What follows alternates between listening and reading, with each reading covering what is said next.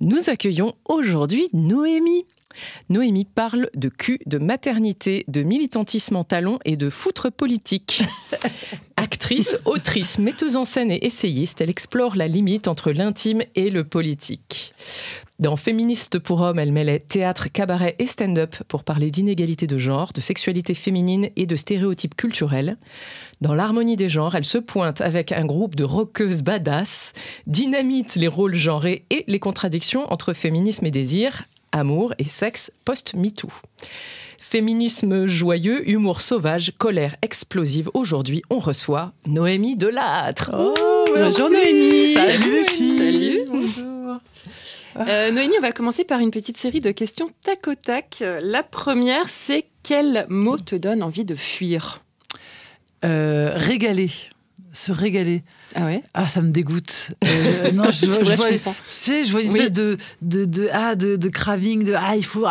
je me régale. La grande bouffe. Ouais. Oui, et avec un truc un peu lubrique. Oui, un peu lubrique. Tu sais, voilà, le côté, c'est régalé. Hein. Ah, mais c'est comme ripaille, canaille. Ouais. Oui, hein ça me... Canaille, ripaille, tout ça. Il y a un côté un peu plus comme ça. Ouais. Régaler, j'ai beaucoup de mal avec ça. Se régaler, quoi. Ouais.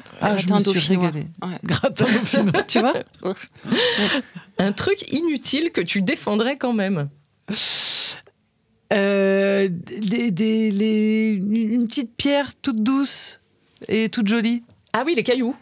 Oui, mais vraiment, enfin, tu vois, donc vraiment qui sert à rien parce que j'ai cherché vraiment inutile. Ouais. Parce que après, il y a des trucs malins, des trucs que tu vas là. Ouais. Mais là, un truc vraiment inutile, mais que je défendrais, oui, c'est un caillou, quoi. Ouais. Ok, un caillou qu'on trimballe dans sa poche et qu'on tripote éventuellement. C'est ça, voilà, ou qu'on pose sur son bureau, faut pas en faire un presse-papier. Moi, j'allais dire un homme, inutile, mais... Alors... tu supprimes un bruit de la planète, lequel ? J'imagine comme tout le monde, je peux même pas le dire. Il faut dire le mot. Les ongles sur le tableau noir. Le crissement ouais. des ongles sur le tableau noir. Non, tout le monde ne répond pas ça ? Ah non. Ou de la craie. Je sais pas. Moi, je répondrais les bruits de bouche. Ah oui. C'est Maurice Barthélémy qui est, et ça a un nom. Oui, tout à fait. J'ai pareil. Homophobe. Un truc bruitophobe, là, je sais plus ce que c'est. Enfin, une espèce d'hypersensibilité au bruit. Ouais. Parce que le crissement bordel, là, on l'entend rarement. Alors que les bruits de bouche des gens, on compte plus. C'est pas faux. Oui, effectivement, ton choix est plus efficace que le mien. Certes, mais bon. T'as raison. Chacun est libre. Il est moins sociable aussi. C'est toi. Ah bon, c'est moi ? Oui. D'accord. Tu préfères être applaudie par 200 poules ou contredite par un pigeon expert ? Alors, mais pour moi, il n'y a même pas photo. C'est-à-dire que pour moi, être contredite par un pigeon expert, j'ai l'impression que c'est un peu l'expérience quotidienne d'une femme dans ce monde. C'est vraiment un gars qui n'a jamais réfléchi au quart, rien, mais qui... C'est vraiment... le truc qui me rend folle dans mon quotidien. C'est vraiment des gens moins informés, moins compétents, moins intelligents, moins tout, mais qui, quand même, vont m'expliquer la vie. Pigeon splainé, en fait. Voilà. Pigeon splainé, exactement. Ça, c'est ma... Ce matin, j'en ai un qui a essayé comme ça, et j'ai dit, évitez de me parler comme si j'étais hystérique. Et j'ai continué ma phrase. J'étais tellement contente. On adore. Si tu devais faire campagne pour un légume, ce serait lequel ? Mais moi, je voudrais qu'on réhabilite le brocoli, que j'adore. En fait, on est toujours, c'est la punition. On dit aux enfants, mange tes brocolis, t'auras... Non, mange ton dessert, t'auras un brocoli. Ouais, non, c'est hyper bon. Mais c'est tellement bon. On peut même faire un gâteau au chocolat avec des brocolis. Si, dans les recettes alternatives, j'ai vu ça. Oui, des courgettes. Des courgettes, ça c'est sûr, mais j'ai vu aussi avec des brocolis. Tu peux faire la même astuce qu'avec les courgettes, apparemment. Tu arrives à faire disparaître l'aspect Oui, j'en ai aucune idée. Tu te doutes bien que j'ai pas essayé. J'adore appliquer aux autres des conseils que je ne suis jamais. Bien sûr. Voilà. Essayez. Le brocoli, c'est fun à manger en plus. Ça a une texture très fun. Mais moi, j'adore. Petit machin, sauf quand c'est trop cuit. Ou alors là, c'est vraiment... Non, mais un petit brocoli al dente avec un filet d'huile d'olive, sel, poivre et tout. Ça, moi, je me pas vraiment. Je peux dès le matin me dire, ce soir, je vais me faire des brocolis. Et m'en réjouir toute la journée. Pour de vrai. Oui. Après, je veux pas dénoncer, mais il y a des gens autour de cette table qui auraient défendu les choux de Bruxelles. Et d'autres les aubergines, mais on ne saurait jamais qui. C'est fou. Voilà. Les aubergines, ça va ? Merci. C'est mignon l'aubergine. Non, mais c'est un chouette légume. C'est pas qu'un chouette légume, c'est un légume extrêmement créatif, c'est un légume méditerranéen, c'est le meilleur légume du monde, ok ? Et en plus, c'est un emoji très marrant. Qui est pas facile. Et qui est un objet marrant. Un emoji marrant. Pardon. C'est un emoji marrant. Excusez-moi, j'ai mal compris. Ok. Du coup, on enchaîne. Est-ce qu'il y a une question qu'on ne te pose jamais et que tu aimerais entendre un jour ? Une question qu'on me pose pas assez souvent. Oui, j'aimerais bien qu'on m'interroge sur mon programme politique pour quand je serai présidente de la République, qu'on me fasse parler d'éducation nationale, de langue française, de consentement dans la justice. Enfin, j'adorerais avoir des heures de tribune pour pouvoir exposer mes théories. Alors, est-ce que tu veux nous exposer le point que tu préfères dans ton programme ? Le plus rapide, le plus accessible, le plus facile, un truc qui peut être mis en place demain en vrai, oui. Alors, il y a une longue conversation derrière éventuellement, donc je balance juste le truc, mais après, vous en faites ce que vous voulez, qui consisterait, en fait, aujourd'hui, quand quelqu'un se plaint d'avoir subi une agression sexuelle ou un viol, en fait, on ne traite pas sa plainte tant qu'on ne sait pas. Tant que la personne qu'elle accuse, d'abord cette personne doit accuser quelqu'un, absolument. Et tant que cette personne qu'elle accuse n'est pas incriminée, on ne traite pas son problème. En fait, c'est comme si aujourd'hui, tu allais à l'hôpital parce que tu t'es cassé la jambe et qu'on refusait de te soigner tant qu'on ne saurait pas qui t'a cassé la jambe. C'est pareil. Et donc, ça a évidemment des conséquences désastreuses sur les victimes, dont le préjudice n'est pas reconnu, dont le statut de victime n'est pas entendu, qui ne sont pas prises en charge, qui ne sont pas aidées, qui ne sont pas... c'est lunaire. Et ça a aussi des conséquences dramatiques sur les personnes en face, parce que les personnes en face... Tu ne peux pas du coup juste dire pardon, je suis désolé. Enfin, le moindre SMS d'excuse devient un aveu qui se retourne contre toi. Enfin, ça crée. Et puis évidemment, on est loin de l'éducation, on est sur la punition. Enfin, c'est l'enfer total. Donc, la chose que je souhaiterais, c'est décorréler le traitement de l'injustice des victimes et des accusés. Voilà, juste ça. Excellente mesure. Okay. Nous vous félicitons. Merci. Et comment parles-tu de ce genre de truc dans ton spectacle pour que ce soit marrant ? Oui, c'est vrai que là, ça l'était pas beaucoup. Mais non, mais ça tombe bien, c'est tout l'objet de ce podcast. Justement, c'est comment on fait le pont, en fait. Comment on fait entre les convictions et l'humour. Eh ben, l'ingrédient principal, c'est le temps. En fait, c'est que là, tu vois, tu m'interroges, je te dis ça. Là, j'en ai parlé il y a 3 jours à des copains avocats. Il y a machin, etc. Enfin, tu vois, au début, l'idée, c'était une petite idée, elle était vague, j'en parlais à des gens, et puis à force d'en parler, l'idée se précise, et puis j'écris un truc dessus, puis je fais une vidéo, puis une deuxième, puis je mets un petit truc dans le spectacle qui amorce le truc, et puis je vois que les gens font okay, trop tôt. Voilà. Et en fait, vraiment, je pétris mon truc pendant des mois, parfois des années, jusqu'à réussir déjà à en faire. Donc là, tu vois, c'est pas le cas. Tu vois le temps que j'ai mis à vous l'expliquer avec des machins. Donc clairement, je me suis rendu compte. Mais il y a un jour, dans pas longtemps, où à la même question, je te ferai une réponse qui tiendra en 3 phrases que n'importe qui peut comprendre, quel que soit son degré d'éducation, son degré d'attention. Voilà, tout le monde pourra comprendre cette phrase que je vais. Ces 3 phrases que je vais livrer pour voilà. Et ça, c'est l'avant-dernière étape avant d'en faire un truc drôle. C'est-à-dire qu'une fois que c'est conceptualisé de manière claire, là, je vais chercher soit la mise en situation, soit l'analogie, soit le truc qui... Enfin, tu vois, déjà, le coup de la jambe cassée, ça, c'est un truc qui marche pas mal pour exposer le problème. Ça explique pas encore ma solution, mais ça fait bien comprendre le problème. Donc ça, typiquement, on est à 2 doigts d'être dans un spectacle avec un truc un peu marrant. Voilà. De toute façon, avec une situation un peu absurde. Voilà. Ouais. Donc, il suffit que je le pousse un peu et voilà. Et pour le reste, voilà, je vais continuer à faire le même travail jusqu'à arriver à une formule qui va pas déclencher une hilarité, tu vois, voilà, mais qui va faire voilà. Autrement dit, je travaille 2 ans pour voilà. C'est vraiment c'est là pas qu'on cher voit qu'on payé. fait pas un job très rentable. Hein. À l'inverse, est-ce qu'il y a une question à laquelle tu as le droit à chaque fois et il faut arrêter, merci. C'est au choix, mais je sais que je l'aurai pas aujourd'hui puisque vous avez fait votre travail, donc c'est merveilleux. Je l'ai vu déjà. Alors présente-toi en quelques mots. Qui es-tu?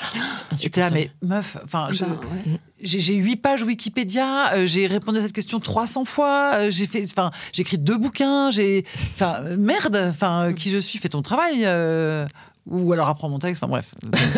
Ça m'énerve beaucoup. Et où pareil, alors ça c'est pour les interviews papier, mais pour les papiers écrits, mais on a une interview. Alors pardon, j'ai pas vu le spectacle, ça parle de quoi? Voilà, non. Ok. Merde. Bon. Tu n'auras pas cette question-là aujourd'hui. C'est comme ça ou pas? Non. Alors, en revanche, pour la question qui tu présentes toi, depuis, et d'ailleurs, je me souviendrai toute ma vie de la première fois que je l'ai dit à une journaliste, et je pense que je l'ai dit un peu brutalement, vraiment, ça l'a séché. J'ai dit, écoute, non, j'ai la flemme. Vraiment, je dis, je suis navrée, j'ai la flemme. C'est bien ça comme réponse. Ouais, non, ça va. Non, j'ai la flemme. J'ai la flemme. J'ai la flemme. Tu regarderas. Va sur Internet. Vraiment. C'est facile, c'est accessible, je veux dire. Voilà. Oui, voilà. C'est pas comme si c'était compliqué de savoir. C'est pas des informations classifiées. Non, voilà. D'accord. Donc et maintenant, non, je réponds ça clairement. Je dis vraiment, j'ai la flemme. Enfin, j'ai pas le temps. Déjà répondre à une interview à chaque fois. Enfin, c'est toujours quand même des gens. C'est leur métier. C'est eux qui vont être payés pour un papier. Absolument. Et moi, je leur donne une demi-heure, une heure et demie de mon temps gratuitement finalement. Absolument. Donc, déjà, très souvent, je suis là, oui, ok. Tu vois, on y va. Nous, on va enchaîner les questions parce qu'elle est pressée là. Ouais, on y va du coup. On y va du coup, nous. Alors nous, on a fait notre boulot et on sait que tu viens du théâtre classique. Oui. Et on se demandait ce qui t'avait fait basculer vers l'humour politique et la scène hybride. Au départ, c'est le hasard en fait. C'est pas un choix. C'est-à-dire que moi au départ, je me rêvais actrice. Tu vois, je rêvais. Bérénice. Oui, et puis surtout, d'abord Bérénice, ça, mais aussi star de cinéma. C'est-à-dire, je rêvais d'être cette actrice qu'on désire. J'avais pas du tout envie d'être artiste. J'avais pas du tout envie de créer. J'avais pas de truc à dire. Je voulais qu'on me choisisse, qu'on me désire, qu'on m'aime, qu'on m'éclaire, qu'on me filme. Tu vois, c'est ça qui est aussi le cas. On va quand même le préciser. C'est que tu es aussi actrice. Pour le coup. Oui, bien sûr. Mais je rêvais d'être dans ce cadre-là. Et très vite, j'ai suivi des cours de théâtre et tout. Et en fait, très vite, je me suis rendu compte que personne m'attendait, que ça allait pas. Voilà. Donc, j'ai commencé à écrire au départ juste pour jouer. Je m'écrivais des sketchs à moi, des pièces à moi. Je créais des trucs à moi pour les jouer. Mais à chaque fois, c'était comme ça, je le jouerais et on me verra sur scène et je deviendrai. Voilà. Il y avait toujours en dernière. C'est les spectacles casting, j'appelle ça. Voilà, exactement. Spectacle casting. Et en fait, j'ai travaillé dans cet objectif-là pendant très, très, très longtemps. Et du coup, il y a même un moment où j'ai commencé à prendre du plaisir à écrire, mais je me rendais toujours pas compte. Parce que je pensais toujours que mon objectif, c'était autre chose. Puis il y a eu un moment où j'ai eu des choses à dire, mais je me rendais toujours pas compte parce que je pensais... Voilà. Et en fait, j'ai mis un temps fou à me dire, mais non, en vrai, jouer, si. Jouer, c'est ma... De toute façon, c'est ma réparation narcissique, j'en ai besoin. Et puis, je fais ça plutôt bien. Donc, jouer à la comédie, ça, je ne pourrais jamais m'en passer. Mais avec un flingue sur la tête, si je devais choisir, aujourd'hui, je préfère écrire. Enfin, je veux dire, ma vie n'aurait pas de sens si je pouvais pas écrire, alors qu'elle pourrait en avoir si je ne peux pas jouer. Quand cette bascule ? Quand est-ce que tu as réalisé qu'en fait, le fond, c'était que tu avais des choses à dire et que tu ne montais pas sur scène que pour être vu, mais aussi pour être entendu ? Il y a vraiment eu plusieurs étapes. Et puis pendant très longtemps, j'écrivais dans la douleur. Je détestais écrire, je trouvais ça hyper ingrat. J'avais besoin d'être dans l'action, de faire, écrire pour moi, c'était... Et pourquoi ? Parce que j'étais que dans la projection. Donc c'était que du temps perdu avant le moment où j'allais jouer le truc. Donc déjà, il a fallu vraiment beaucoup de temps pour que je commence... En fait, je pense que c'est le journaling qui m'a réconcilié avec l'écriture. C'est d'écrire sans raison, juste pour moi, pour le plaisir, pour comprendre des choses, pour avancer. Et là, je suis devenue carrément graphomane, quoi. C'est-à-dire que j'adore écrire. J'écris au stylo plume, sur des cahiers avec des très beaux papiers. Et j'écris tous les jours. Donc il faut écrire. C'est ça ta recommandation, c'est d'écrire. J'avais lu une citation d'Emma Thompson qui disait en fait, peu importe ce que vous écrivez, asseyez-vous, écrivez. Écrivez, voilà, on verra. Mais j'ai entendu plein de fois cette recommandation et je pense que c'est valable pour tout le monde. Ouais, je crois que Stephen King écrit 12 heures par jour, quoi qu'il arrive, en fait. Lui, il s'assoit, il écrit et il voit après. Et je pense que c'est vraiment nécessaire. Et puis, nécessaire, le geste lui-même est comme un entraînement, mais au sens qui entraîne une dynamique. Ça met en branle tout un tas de trucs, des pensées, des machins. Il y a presque un truc auto-hypnotique. Enfin, je trouve que c'est un processus très, très puissant. Et alors, il y a quand même une spécificité, c'est que tu pratiques l'humour. C'est-à-dire que je pense que tu ne le définis pas comme humoriste dans ma... Non. Voilà, j'avais ça en tête. Ouais. Mais tu pratiques l'humour. Qu'est-ce qui fait la différence entre toi et un ou une humoriste ? Et quel est ton usage de l'humour ? Je dirais que la différence, ça serait l'efficacité. C'est-à-dire que j'ai l'impression que en tout cas, les personnes que je considère comme des humoristes sont efficaces. Bam, bam, bam, c'est hyper drôle, c'est ciselé, c'est une phrase, une vanne, une phrase, une vanne. Tu vois, il y a quelque chose il y a une grande efficacité qui me je suis vraiment admirative de ce travail-là. Enfin, tu parlais tout à l'heure, tu disais que tu avais reçu Tania Dutel. Tu vois, alors, typiquement. Alors, mais elle me fascine, quoi. Elle me fascine parce que c'est tellement ciselé, c'est tellement précis, c'est tellement impactant. Poum, poum, poum. C'est une espèce de scud à chaque fois. Et c'est comme des haïkus, en fait. C'est-à-dire, dans chaque vanne, tu sens la condensation de toute une réflexion derrière. Et c'est ça qui en fait sa richesse, quoi. Et voilà, donc il y a un truc, un sens de la formule et une efficacité que j'ai pas. Moi, je suis vraiment à l'inverse. Moi, je développe des théories, quoi. Tu vois, je pense, je me considère beaucoup plus philosophe que humoriste. Enfin, moi, je suis une philosophe, mais marrante quand même. Moi, je te trouve marrante, très marrante même. Mais du coup, l'humour est un choix pour faire passer plus facilement, pour faire comprendre. C'est une pédagogie. Oui. Ouais.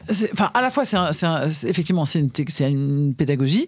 C'est-à-dire, je fais vraiment de la vulgarisation de féminisme, de la vulgarisation de philosophie, de la vulgarisation politique sur certains aspects et tout, mais là où c'est pas tout à fait un choix, c'est que en fait je m'exprime comme ça, je pense comme ça. Enfin, je me suis pas dit tiens, je vais essayer d'être drôle ou je vais rajouter des vannes dans mon truc pour que ça soit tu vois, j'ai naturellement Tu veux dire que tu fais pas exprès? En fait, non, tu ne travailles pas de procédés comiques ou toi, ça sort comme ça sort, et parfois ça sort de façon marrante. C'est ça. Mais c'était pas forcément l'intention. Ouais.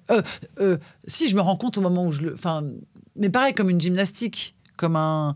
Mais je me dis pas.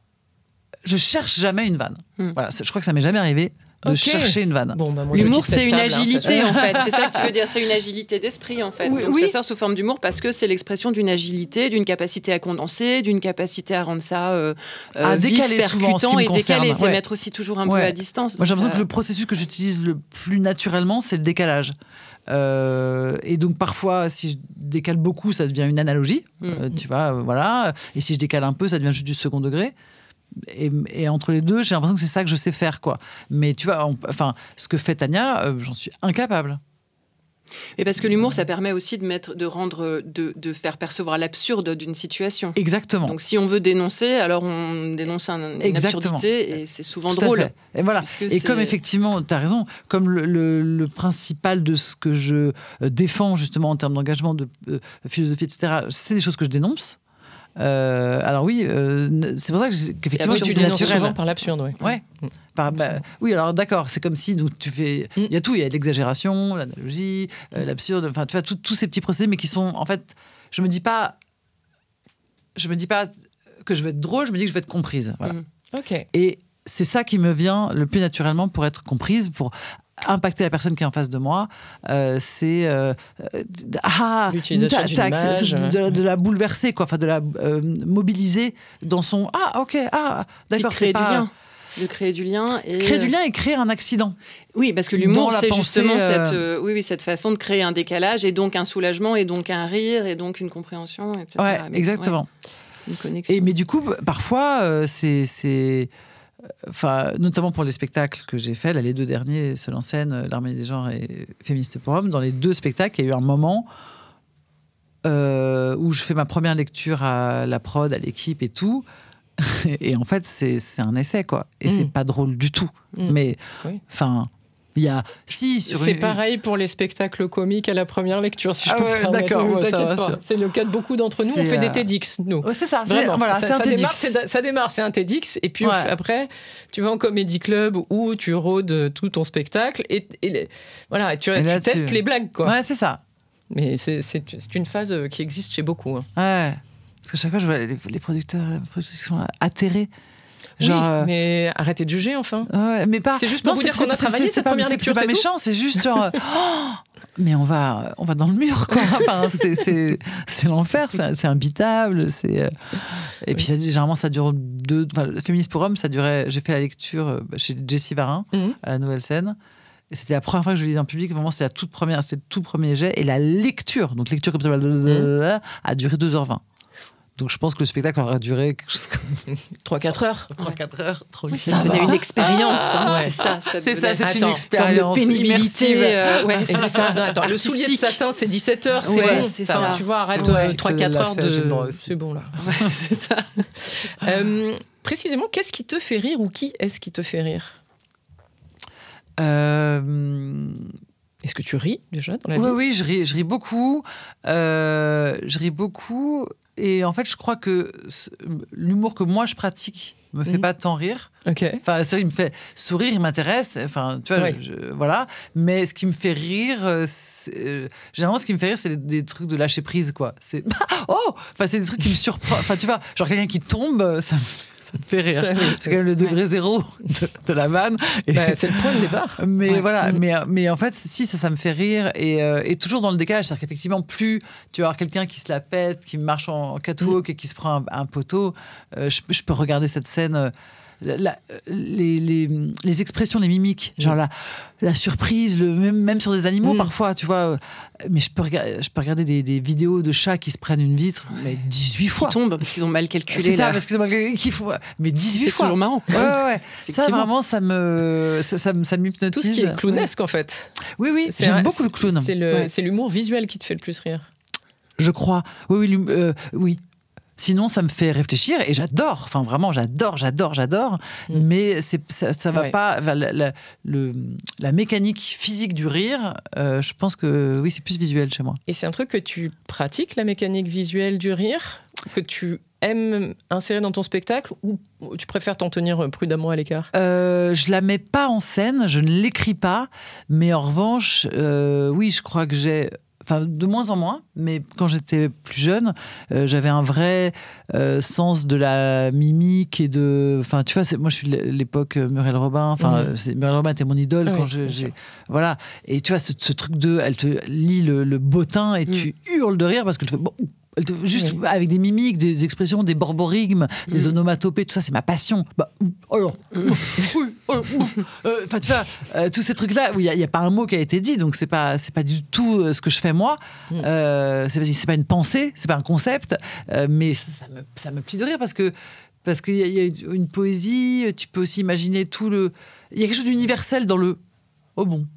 Enfin, tu vois, et tout le monde voit la mauvaise foi, le machin, le truc, tout le monde voit l'émotion. Ouais, il y a un truc qui est super fort là-dedans. Et ça, notamment, j'ai eu un duo d'humour pendant longtemps avec Delphine Lacouque. Et on travaillait beaucoup là-dessus. On avait des sketchs entiers visuels. On avait un sketch qui s'appelait Les Appos. Et la scène était dans une espèce de pénombre comme ça, et on avait chacune un appôt. Et on passait, et moi j'arrivais, je faisais... Et alors je sortais et elle revenait et on se répondait et comme ça, et ça s'accélérait parce qu'on se trouvait pas clairement, et donc il y avait une espèce d'angoisse. Et puis tout à coup je faisais j'étais sur scène, oui, on devenait de plus en plus gai parce que ça se répondait, on était et on entendait un bruit de fusil et je faisais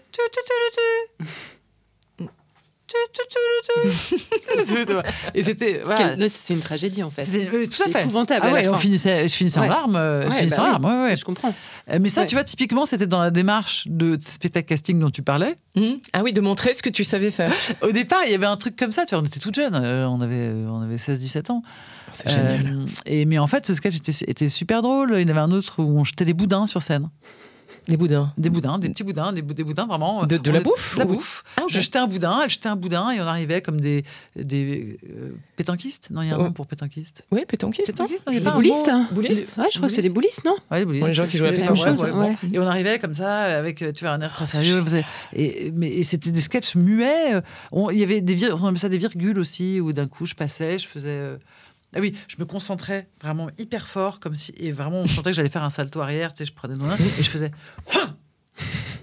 hop. Et c'était tout. Enfin, donc en fait, si j'ai passé. Moi, ça me fait pleurer de rire. Vraiment. Ah mais mon spectacle me faisait pleurer de rire. Enfin, notre spectacle. Mais il y a un côté très clownesque. C'était vraiment du clown. Absurde. Oui, c'est ça. Ouais. On avait des costumes jaunes et bleus.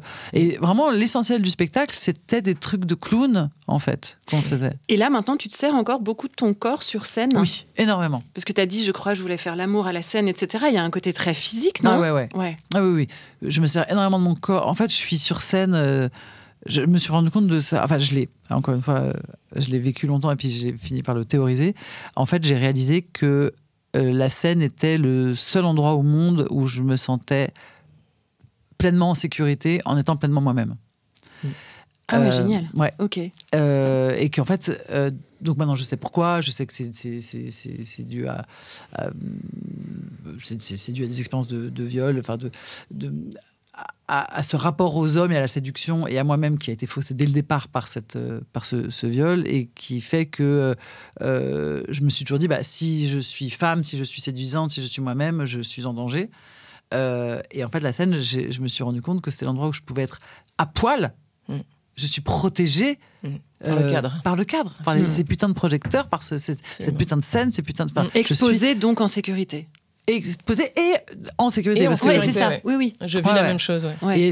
Et donc ça, c'est vraiment magique. Et parce que je comprenais pas pourquoi j'étais si à l'aise sur scène. Parce que tout le monde me disait, moi, j'ai jamais eu le trac de ma vie. Jamais eu le trac de ma vie. J'ai joué devant 3000 personnes. J'ai joué en scène à plusieurs, avec des vedettes, sans vedettes, malades, à gauche, à droite. Enfin, j'ai joué dans toutes les circonstances possibles et inimaginables. Je n'ai jamais eu le trac.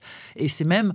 Enfin, je rentre en scène comme dans un bain chaud, quoi. Genre, enfin, il y a une joie, une impatience. Et tu vois, et ce qui peut éventuellement me parasiter dans la journée qui précède une première, c'est l'impatience. Ouais. J'ai envie d'y être, j'ai envie d'y être. Et là, je sais que je vais être moi-même complètement, je vais être libre, je vais pouvoir m'épanouir, mais même au sens physique, m'épanouir, genre me répandre, tu vas prendre l'espace et tout. Ah ouais, je me sens tellement bien sur scène. Qu'est-ce que tu dis à des gens qui, à l'inverse, ont très très peur et se sentent... Qu'est-ce que tu leur dis à ces gens-là ? J'essaye de leur dire, de leur faire prendre toujours le même processus d'analogie, de décalage, d'expérience, de changement de point de vue, en leur disant que les gens qui sont dans la salle, en fait, ils ont payé leur place, ils ont pris une nounou, ils ont pris le métro, un taxi, ils ont payé, ils ont fait une et voilà, et donc en fait, ils n'ont pas du tout envie de se faire chier. Ils ont qu'une envie, c'est de passer un bon moment. Ils ont surtout pas envie que donc ils sont avec toi. Et en fait, chaque personne qui est dans la salle t'envoie et te soutient. Personne veut que tu te plantes. Personne n'est là pour te juger, en fait. Ah non, les gens n'ont pas du tout envie. Ça serait horrible. Ouais. Donc en fait, ils ont vraiment envie. Et donc ça veut dire qu'ils vont être extrêmement bienveillants et comment dire, et coulants. Enfin, je veux dire, enthousiastes. Et voilà, ils vont pas voir les erreurs et tout parce qu'ils veulent pas les voir. Ils veulent que ça marche, ils veulent que ce soit bien, ils veulent que ce soit drôle. Et puis ils vont te porter, et puis ils vont pas te juger, etc. Et donc ce truc-là de te dire, fais leur plaisir. Enfin, c'est pas du tout. Il y a pas d'affrontement. C'est pas un conflit entre toi et le public. C'est pas une arène. C'est pas un ring. C'est l'inverse. C'est des gens qui sont là. Fais-moi plaisir. C'est comme si t'étais masseur ou masseuse et que t'arrives dans une salle et qu'il y a quelqu'un qui est allongé sur le dos comme ça et que tu vas masser. Il y a pas de trac à avoir. La personne est là. Fais plaisir. Elle a pas un flingue sous son oreiller, quoi. Non. Et là, c'est vraiment ça. Les gens en fait dans la salle, ils sont plutôt vulnérables. Enfin, ils ont pas en main le truc. C'est toi qui gères tout ce que tu veux, quoi. Et la Noémie sur scène, elle est différente de la Noémie dans la vie. Tu l'as bâtie comment, en fait, ou finalement c'est toi et c'est juste. Eh ben, c'est marrant, justement, comme tu as posé la question, tu as dit est-ce qu'elle est différente ou est-ce qu'elle est comme dans la vie ou est-ce que finalement c'est toi Et en fait, justement, elle n'est pas comme dans la vie, mais c'est moi. Ouais. C'est dans la vie que je suis pas moi. C'est dans la vie que j'ai des défenses, c'est dans la vie que je vais me travestir, m'adapter. C'est pas seulement toi, c'est la vraie toi sur scène. Ouais, la vraie toi. Ah ouais. La vraie moi. Sur scène, je sais vraiment moi, c'est vraiment. Et en plus, ça, tu connais bien Olivia, les processus d'impro qui se mettent en place quand tu es sur scène font qu'en fait, t'as accès à une vérité. Enfin, t'as pas vraiment le choix. T'as des réflexes qui sont voilà. Et je sais que ce que je m'autorise. Je suis hyper bonne en impro justement parce que je laisse. J'ai complètement confiance en ce qui peut sortir de moi et en ce qui peut être vu quand je suis sur scène. Donc alors que c'est vraiment l'inverse. Tu vois, je peux monter sur scène pas maquillée, sans problème. Je peux monter sur scène en lady, sans problème. Tu vois, je peux jouer. Le nombre de fois que j'ai joué. Vraiment, j'arrivais, mais dégueulasse. Et puis, j'ai aucun problème à grimacer, à être ridicule, à jouer l'idiote et à la jouer vraiment. Pas avec le petit regard qui dit au public attends, moi je suis pas con, je joue l'idiote. Plus intelligente que ce que j'ai l'air. T'es dedans, quoi. Ah ouais, mais vraiment à jouer la conne ou la méchante, la facho, tout ce que tu veux. J'ai aucune limite, alors que dans la vie, je suis là, je m'excuse, je demande pardon, j'ai toujours peur de ce qu'on va penser, je veux tout faire bien, je veux rentrer dans les cases, je scrute les personnes en face de moi pour savoir comment les satisfaire. Et la scène, c'est un des rares endroits dans lesquels plus tu donnes et plus les gens sont contents. Alors que dans la vie, tu n'as pas du tout cette garantie-là. Même parfois, tu as peur de l'abus. Parfois, tu vois, ou du jugement, en disant oh, qu'est-ce qu'elle en fait, elle en fait des tonnes celle-ci. Alors que la scène, plus tu donnes et plus les gens sont heureux. Ce qui est quand même un moment extraordinaire quand tu es quelqu'un qui aime donner, en fait. Moi, je trouve ça extrêmement rassurant et gratifiant. Je partage complètement ton point de vue. Pareil, je peux faire n'importe quoi sur scène, ce qui est un paradoxe, parce que moi, alors vraiment, tout est très léché sur scène, mais je rejoins complètement ton point de vue. Ouais. Mais du coup, est-ce qu'il y a des choses que tu ne dis pas, que tu ne fais pas sur scène, des choses qui te font encore peur, ou qui sont du domaine de l'intime, mais justement, si c'est vraiment toi sur scène, donc normalement, il n'y a pas d'intimité à laquelle on n'accéderait pas quand tu es sur scène, en fait. Non, effectivement. Et je vais même plus loin, c'est que là, je suis en train de me rendre compte que... donc attention, je vais parler de mon œuvre. Et on est là pour ça. Oui, regarde, attention, ça y est, je l'ai dit, j'ai parlé de mon œuvre. On a encore 14 minutes, il n'y a aucun problème. Non, mais... C'est-à-dire que, effectivement, j'ai 47 ans, donc et je fais ce métier depuis que j'ai 12 ans, donc je commence à avoir effectivement créé 2-3 trucs, réfléchi. 12 ans ? Ouais. Oh, waouh ! Ouais. C'est fou, hein. Ah ouais. Enfin, le métier d'actrice depuis que j'ai 12 ans. Ouais. Et autrice, j'ai écrit mon premier sketch que j'ai joué sur une scène publique. Je l'ai écrit à 14 ans. 14 D'accord. ans. Donc on est sur une jolie précocité artistique quand même. Oui. Parce que tu n'étais pas une enfant de la balle non plus. Pas du tout. Tu n'avais pas des gens artistes autour de toi. Rien ni personne. Ouais. Non, c'était... Oui. Ouais, on est sur... Effectivement. Mais parce que c'est ça aussi que j'ai compris. En fait, même si je ne l'avais pas formulé, je sentais que c'était là mon refuge. Ouais. Que l'endroit de sécurité, l'endroit de paix, il était là pour moi. Ouais. C'était là. Donc ça fait 35 ans que tu racontes des trucs. C'est ça. Tu vois. Oui, et voilà, donc effectivement, avec tout ce temps, il commence à se dessiner quelque chose. Et là, je suis en train de réaliser, donc c'est un détour pour répondre à ta question, que je crois que ce que je veux laisser, l'œuvre, tu vois, que je veux laisser, que ce soit à travers les livres que j'écris, les spectacles, les vidéos sur les réseaux sociaux, là je suis en train d'écrire une série, peut-être un jour j'écrirai des films, etc. C'est un portrait d'un spécimen féminin. Voilà, mais un portrait donc extrêmement fouillé, sincère, précis, authentique et mis à l'épreuve de la politique, de la philosophie, de l'urbanisme, de l'éducation. Tu documentes en fait. Oui. Tu documentes un personnage féminin, une femme, ouais. Alors je dirais pas personnage parce que pour moi justement l'idée c'est à travers l'analyse que je fais de moi-même, c'est pour ça que je disais spécimen, c'est de contribuer à dresser pour l'instant, le monde c'est un monde d'hommes vu par les hommes. Toutes les philosophies qu'on a, c'est l'homme par rapport à la mort, l'homme par rapport à la nature, l'homme par rapport à Dieu, voilà. Et ensuite, il y a des pensées féministes qui pensent la femme par rapport à l'homme dans ce contexte-là. Mais ce que je veux dire, c'est que les pensées philosophiques universelles d'un point de vue de femme, elles sont extrêmement rares. Enfin, je veux dire, il y a 4 philosophesses qui ont fait ce travail, à qui on a autorisé ce travail. Sinon, toutes les penseuses, et heureusement qu'elles le font, mais elles pensent la femme par rapport à l'homme, qui lui-même se pense par rapport à l'univers. Donc c'est une déconstruction anthropologique. C'est quasiment un boulot d'anthropologue et de déconstruction anthropologique. Mais exactement. Et tu parles de déconstruction. En fait, un des livres qui a marqué mon adolescence, c'est, j'arrive jamais à le dire, je suis une ancienne bègue, c'est La généalogie de la morale de Nietzsche. Que j'ai jamais réussi à lire, j'ai tellement honte. Oh non, on n'est pas honte parce que moi non plus. Vraiment. Il est dans ma bibliothèque, je le vois, je te jure, il me nargue. Mais tu m'as acheté, je pense tu vas pas me lire, tu m'iras jamais. Il te plaît ou pas, il te parle ou pas? J'y arrive pas, surtout. Non, c'est parce que non, je te jure. Rassure-moi, je t'en supplie. Dis-moi, j'ai un blocage, je fais un blocage, je te jure, je le vois. Oui, mais du coup, c'est pas parce qu'il est trop dur, c'est parce que ça parle pas. Tu veux pas écrire une nouvelle généalogie de la morale? C'est ce que je suis en train de faire, sauf que je le fais pas. Une généalogie de la morale pour les idiotes, dans mon genre. Voilà, si tu veux bien. j'aurais dit à toi, Olivia. Si. Non, pour mais les la laissez crétines. pas dire ça, enfin. Mais non, je mets des coups de pied sous la table, mais elle est trop c'est loin. ça. C'est parce que j'ai des petites jambes, donc elles sont très très loin. C'est ça. Mais en tout cas, tu parles de déconstruction anthropologique et effectivement, de la même manière que Nietzsche a fait ce travail sur le bien et le mal, enfin sur la morale, c'est vraiment quelque chose que j'ai envie de faire sur tout ce qu'on a décidé qui était humain, alors qu'en fait, c'est pas humain, c'est masculin. Absolument. C'est le sens du voilà. TEDx que tu avais fait d'ailleurs, hein, c'était de montrer Oui, comment avec la les langue construisait, organisait en fait déjà une forme de sexisme ou de regard. Tout à fait, masculin. Ouais, complètement.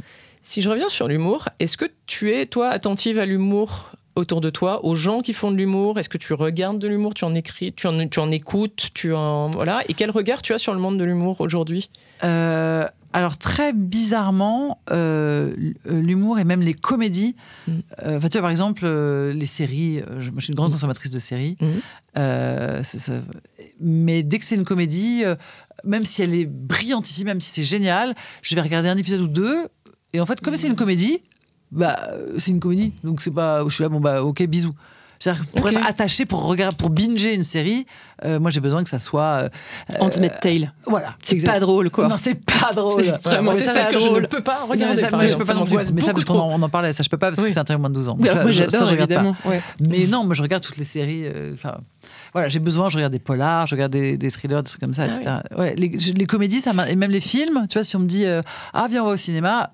Si tu me dis viens, on va voir Mission Impossible, je bouge mon emploi du temps pour y aller. Vraiment, c'est une joie. Si tu me dis viens, on va voir, mais même une comédie, c'est vraiment super. Hein. Je suis là. Même du Wes Anderson. Oui, même ça. Ça va. Tu bouges ton agenda pour du Wes Anderson ou pas? Je sais, alors que j'adore. Moi, je vais vous laisser parce que décidément, je me sens très seule pendant ce podcast. Non, mais alors que j'adore. Je trouve ça, tu vois, brillant, j'adore, mais. J'y vais, justement, j'y vais parce que, allez, j'y vais, je sais que ça va être super. Mais tu sais, c'est comme quand tu vas à la piscine, t'as pas envie d'y aller, et puis après, finalement, tu sors, t'es content. Mon Dieu, comment tu peux comparer Wes Anderson, les cheveux mouillés, le maillot qui colle, les gens qui regardent sous les portes, mon Dieu, comment. Sacrilège! Pour moi, c'est tout ce qui est comédie. Non seulement elle cherche pas une vanne, elle va pas voir Wes Anderson. Je suis moi, désolée, Noémie, ça va pas être moi, possible. je suis pas hyper fan non plus à cause des couleurs. Mais c'est moi, à part régler ta télé, tu vois, non, mais c'est pas grave. Est-ce qu'on a compris qu'on essaye de se déguiser en personnage de Wes Anderson? Il faut bien regarder, tu vois, moi je fais pas le taf des couleurs. Seigneur, mon Dieu, je suis Marie-Joseph de l'humour, pardonnez-la, c'est parce qu'elle dit. Donc tu regardes jamais un spectacle de stand-up, par exemple? Très rarement, il faut vraiment que soit la personne m'ait invité.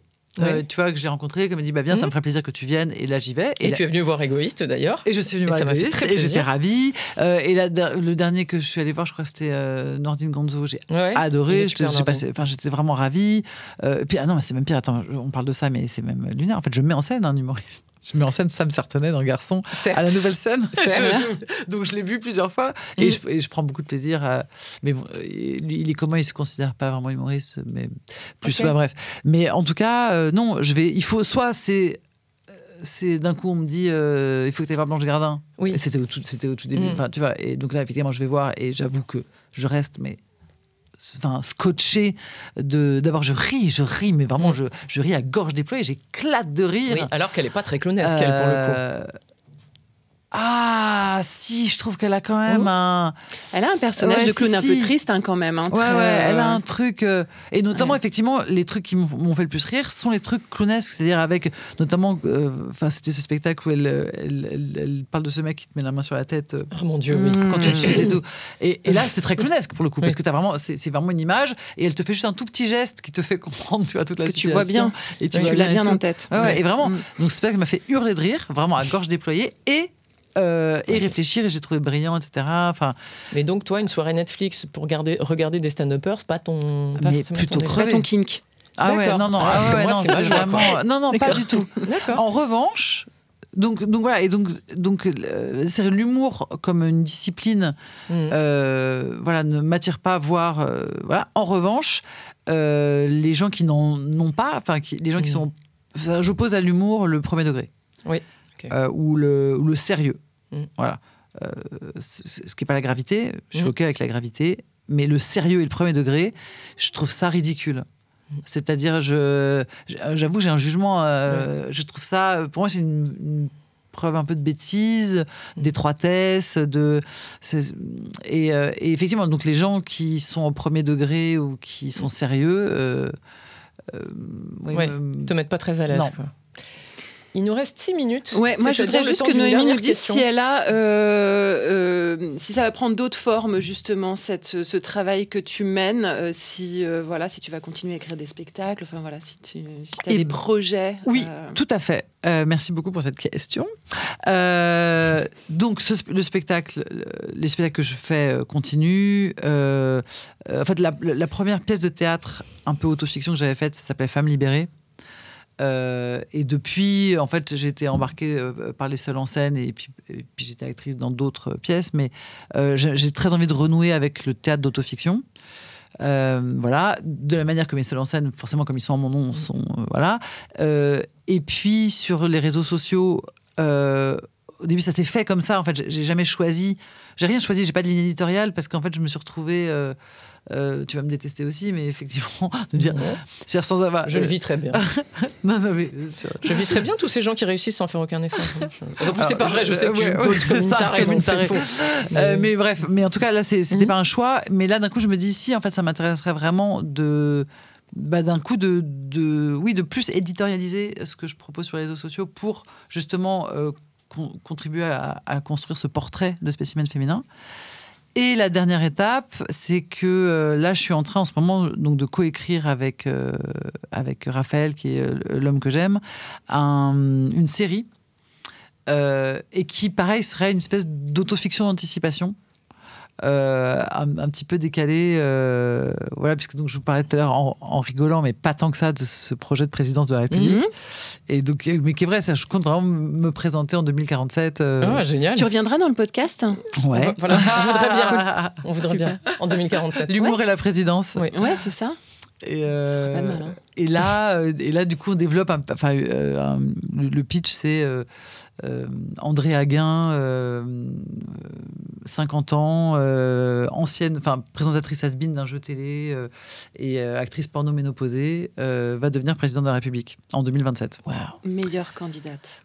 Voilà. Super. Et donc c'est actrice porno ménopausée, c'est no more. Tu sais tout. Moi, je vote pour. Tu vois, c'est pas mal. Là, pour le coup, ta réponse à tout, je pense. Je pense aussi. Ouais. Donc on s'éclate avec ce truc génial. Qui évidemment donc n'est pas une, enfin c'est pas ma vie, mais en fait ce personnage est vraiment il y a une espèce d'exo-moi. Enfin c'est génial. Il y a tout de moi dans ce personnage et un personnage masculin aussi avec tout de mon mec mais pas juste parce que ça nous fait kiffer de parler de nous, quoique, mais aussi parce que justement c'est cette idée de décortiquer le féminisme à l'épreuve de la vie, quoi. Le féminisme à l'épreuve du désir, à l'épreuve de l'amour, à l'épreuve du couple, à l'épreuve de l'hétérosexualité. Ce qu'on appelait sur les réseaux un peu le microféminisme aussi. Oui, tout à fait. Voilà. Qui est ce que tu vis au quotidien. T'en fais quoi de tes valeurs voilà. Ah bah tu négocies beaucoup tout le temps avec tes valeurs. Non mais c'est vrai, effectivement. Non mais évidemment. La vie absolument quotidienne, voilà. Eh bien, nous arrivons sur la fin. On avait une toute dernière question. T'es sûre ? Oui, mais oui, tu poserais quelle question au prochain invité ? Je poserais. J'aimerais bien savoir s'il voterait pour moi en 2047. Non, mais quelle serait pour il ou elle la chose la plus importante à changer dans le monde ? Ok, on va lui demander. Donc, bien sûr, l'humour, quoi. Évidemment. J'ai bien compris le concept. C'est ça. Évidemment. Merci Noémie. Merci, c'était trop bien. C'est passé en un claquement de doigts, c'est fou. Ouais. On avait un timing, on a tenu, puis ce coup-là, on a le temps de dire au revoir parce qu'il y a des épisodes où on n'a pas parce qu'on regarde pas l'heure et donc c'est pour ça que j'étais là. Il nous reste 14 minutes, il nous reste 10 minutes, c'est pour ça. Tu sais, comme avant avec les grands crochets sur scène où on sortait les gens de scène avec un gros crochet comme ça et moi j'attends que quelqu'un me retire le micro. Le télécrochet, c'était assez. C'est ça, télécrochet. J'ai appris un truc. Prends des choses. Merci Noémie. Que tu sois présidente alors. Ah oui, présidente. Noémie, présidente. Merci beaucoup. Merci à vous les filles. Salut, à bientôt.